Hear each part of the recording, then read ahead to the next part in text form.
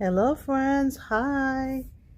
Today I want to show you an activity that I want to add to our theme for this month. This is our last week of our theme, fire prevention, also community helpers.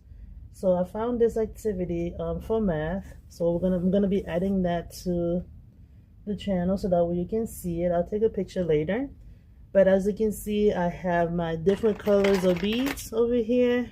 Yellow for fire. It says pony, but I don't have any pony on beads, so I have these. Red, I have some clear ones over here. And what I'm gonna do is I'm gonna trace a number. You ask your children to trace the number and then count how many beads they're supposed to put here on the paper for the building. So this is a building. These are the numbers over here. They're gonna count and then they're gonna put the number of the beads and then they're gonna trace down here. So I'm gonna start with 0. So it's 0 here. I'm gonna trace it and I'm gonna tell them that 0 is nothing. So again, I'm gonna ask that question. If it's 0 is nothing, do I need to put anything there for that particular number? No. So because 0 is nothing. So let's move to the next building. I have number 2 here. So we're gonna trace number 2 over here. Ideally, it says to use a card to trace it, but I don't have a big sheet of paper, so I'm using the small sheet of paper, so I'm gonna use my finger.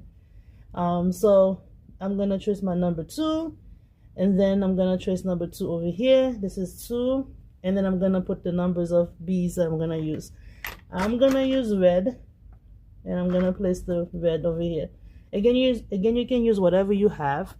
You don't have to use what they ask you to use. So I have my 2, I trace, and then I put my 2 over here. Let's do a couple more. So I have number 3 on the 5th building over here. So I'm gonna use a different color. I'm gonna use yellow. So trace number 3 over here. You will tell the children to use their finger or the cards to trace. And then they put the numbers of beads over here. They can mix the colors if they want to, but I just want to match up, so I don't use different colors. Again, you have 3 different colors, so they can choose whatever color they want. So you want to offer them that choice. And then I'm going to do one more. I'm going to choose number 4. Number 4 is over here. I trace my number 4. Also trace it over here. This is my number 4. And this time around, I'm going to mix it so you can see that the children can have a choice. So number 4, I'm going to use clear one, red one, as well as yellow one to make number 4. So that's what you typically do in your classroom. You just ask them to trace, and then they just